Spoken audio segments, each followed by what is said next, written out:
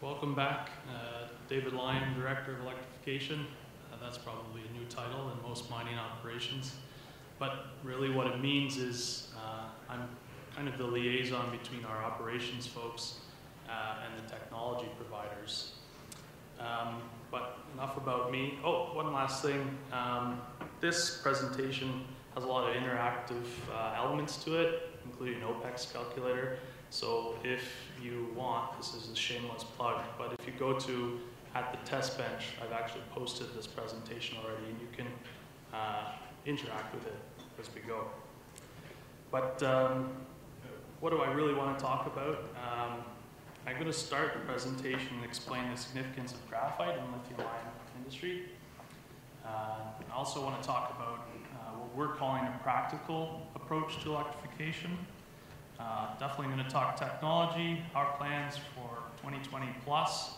But first, who is NMG and why is Quebec going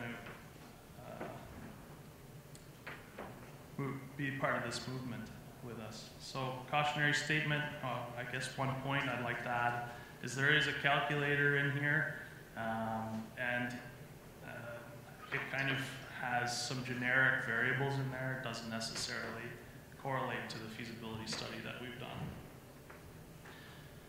So Nouveau Monde, first and foremost, we're graphite miners.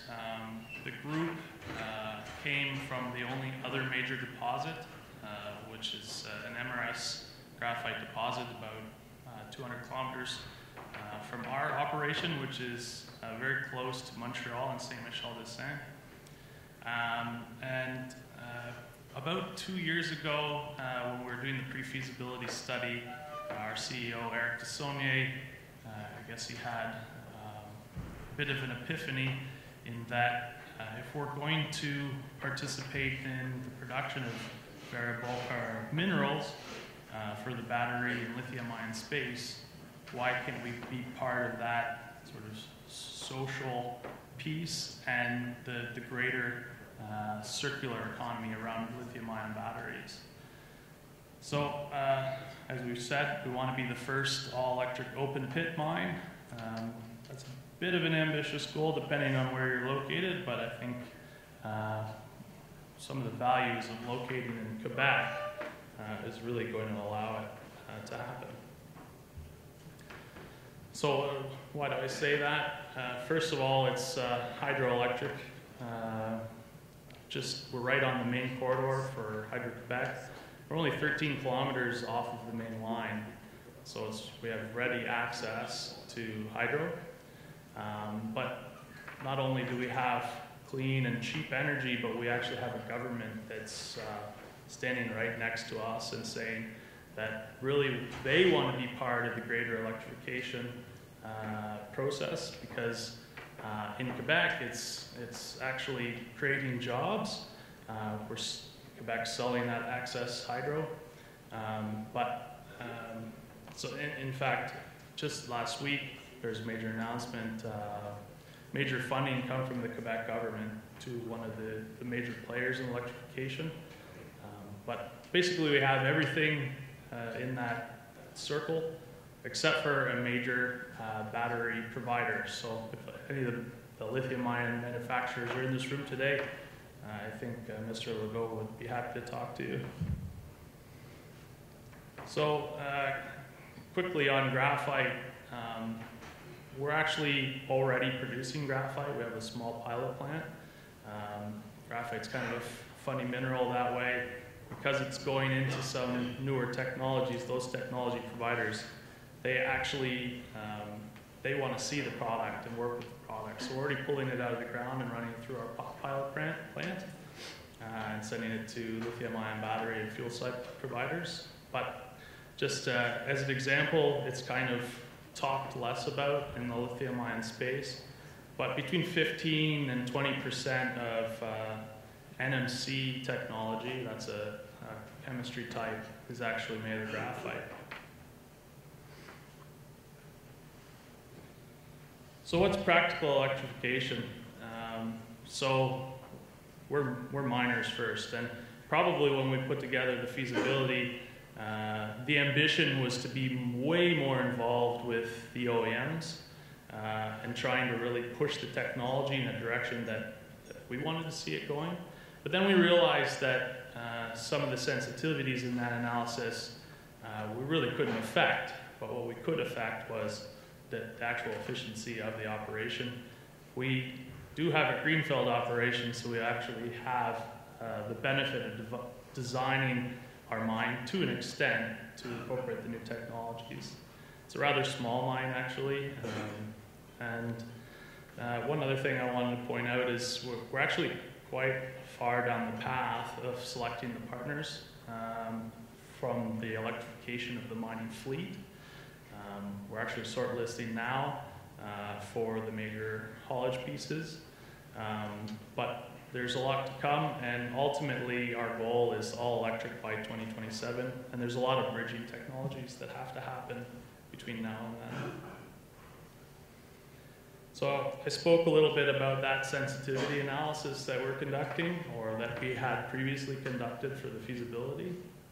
And with some few exceptions, the OEMs in our space really don't have an effect on the cost of the cells. That's been driven by other market forces. But what we can see that the OEMs have effect on is selecting technologies that give us a better fuel tank, or increase the cycle life of the battery, or increase the efficiency of the system. For instance, there's machines out there today where they're fully automated, they're removing the cabin, so that ratio of gross vehicle weight to payload is actually benefiting this electrification. But really what I'm focusing on as the end user is designing the pit in such a way where we can optimize grade or the material movement. Again, operational efficiency. We're lucky to be in Quebec to have such a cheap energy supply. But really the last piece is this charging frequency. So talking about that market trend that the OEMs really don't have any influence on, but what's happening in the industry right now, and we're following along, is most of the automotive technology is focusing on increasing that energy density.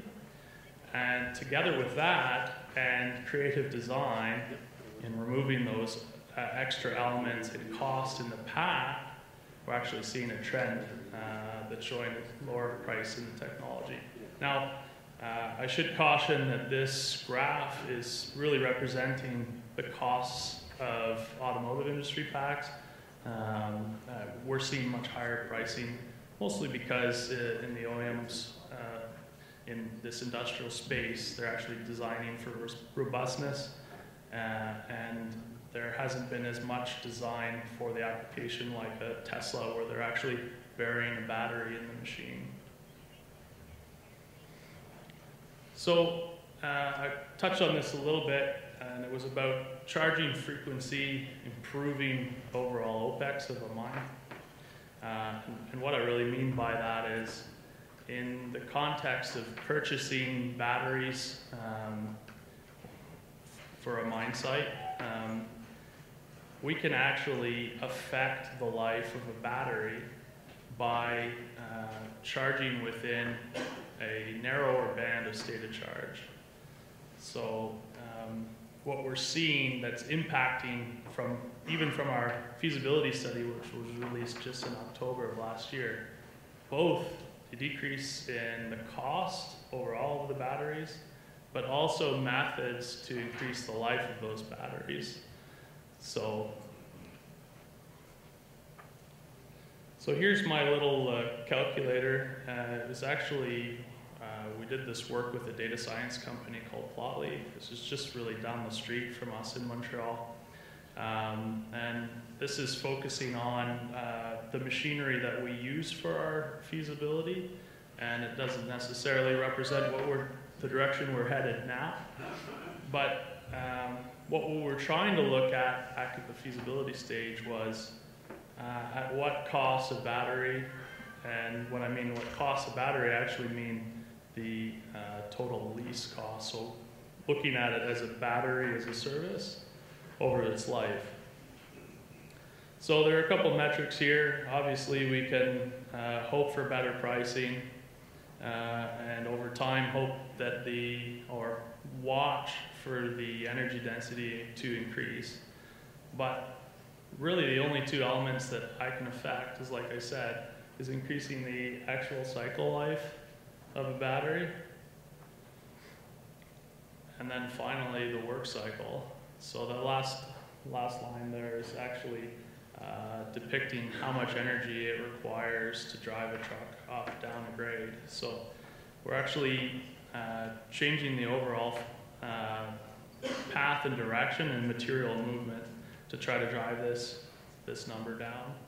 So what you might see is, hey, look at we're actually getting a better energy cost. Our OPEX is improving, but there's still an area there that needs to be highlighted, and that's actually the autonomy of a truck.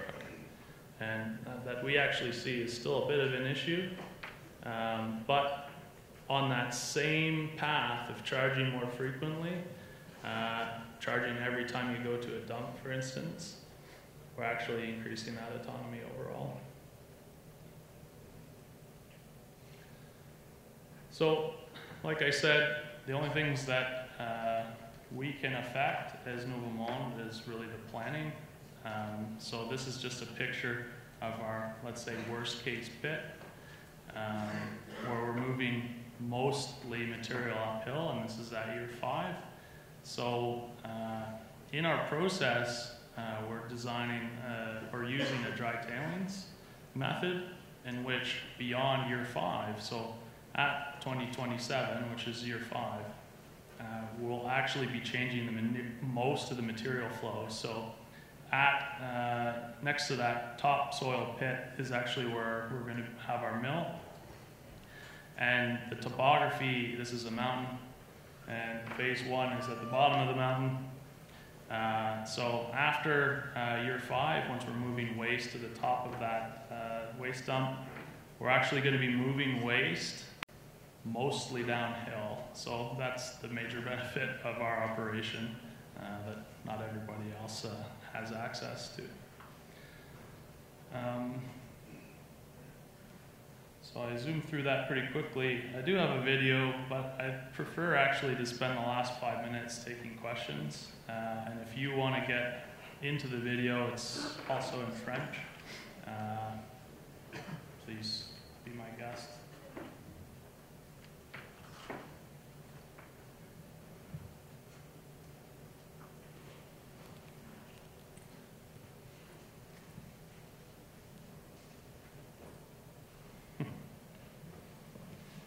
Amiram from UV. I have a question. You went really into the details of the battery cost. Did you do that together with an OEM? Because I mean, you developed even a tool. It was very flashy and easy to work on. That is quite impressive. Maybe you can elaborate on that one a little bit. Sure. So actually, we worked with Plotly, which is the data science company, and some of my background is actually working with Nouveau Monde to develop this feasibility, where we're actually working with the equipment providers, battery providers for some of the costs. So anyway, these are all sensitivities. You can up and down. An OEM can use it if they want.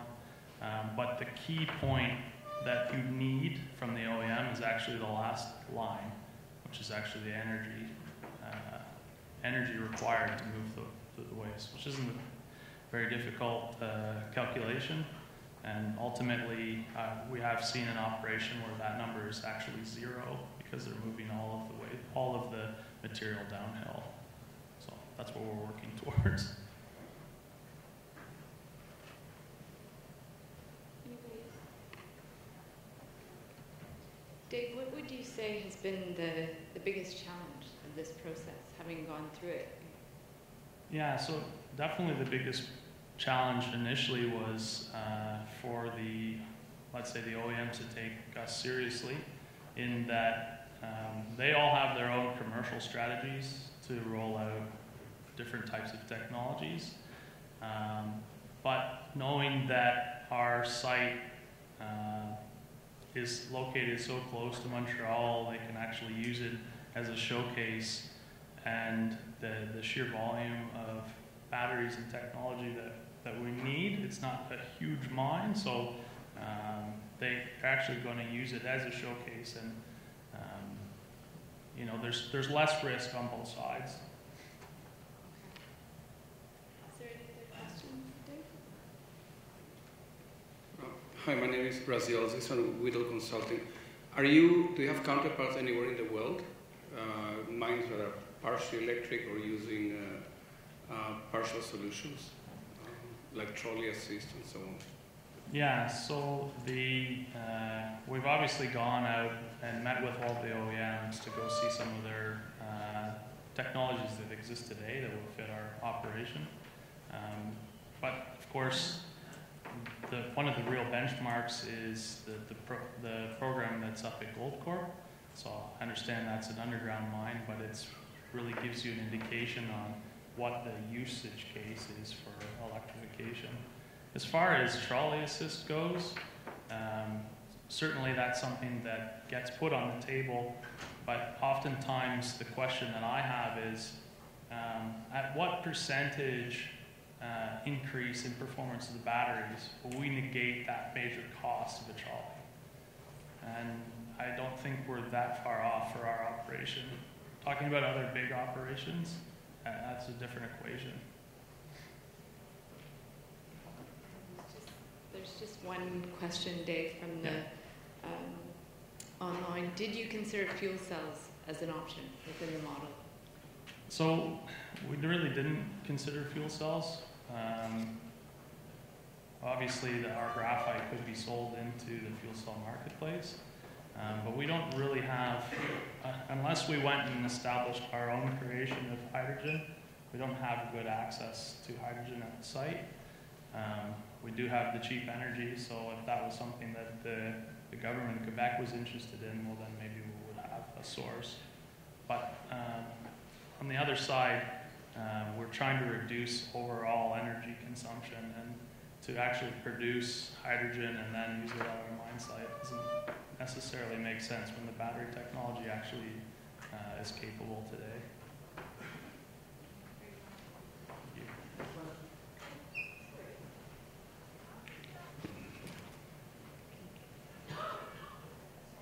I wanted to ask if, what is the next step for your model? Where will it be next? Will it be released another place? How will we get the advantage of your model into the industry? Okay, well, I guess like a lot of miners today, they're looking at the Newmont Goldcorp project to see how that equipment is performing. We really want to start seeing equipment on site as early as 2022, and we're already starting to procure some of that equipment. So I guess where we're really going to help or benefit the industry is some of those assumptions we're making around our charging methods on that bigger equipment. So I'm not sure that's fast enough, but that's the timeline we have for our project. Yeah. Then a follow-up question, maybe a challenge, is the Global Mining Guidelines, the GMG group, might be a good place for your model to be distributed or made available. Okay, yeah, I mean the model is available online right now, so anyone can use it. It's not perfected by any means. It's looking at a very narrow use case from our feasibility, but yeah, that's a good idea. Thank you.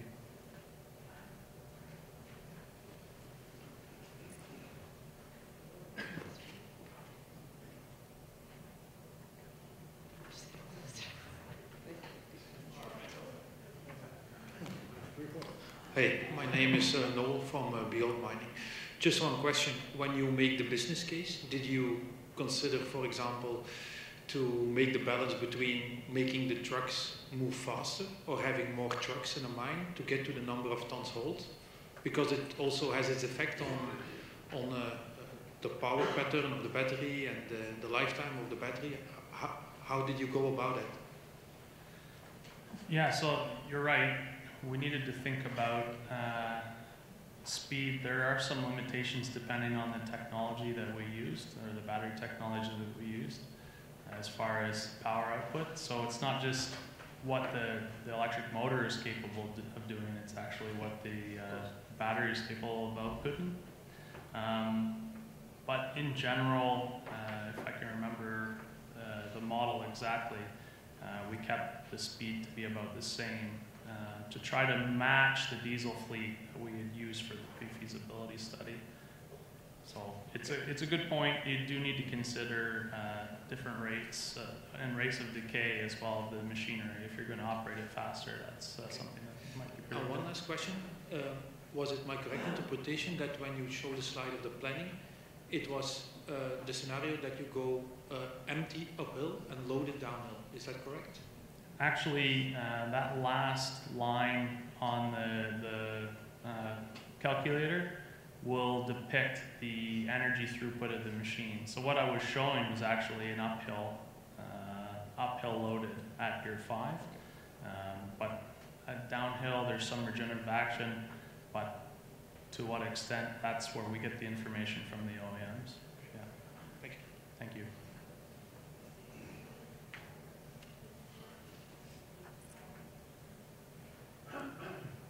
So, not at our site. Sorry, I'm answering the question on the board here. We are actually using hydro to power our site, but we don't have any really ability at our site to create any ponds or anything. So no.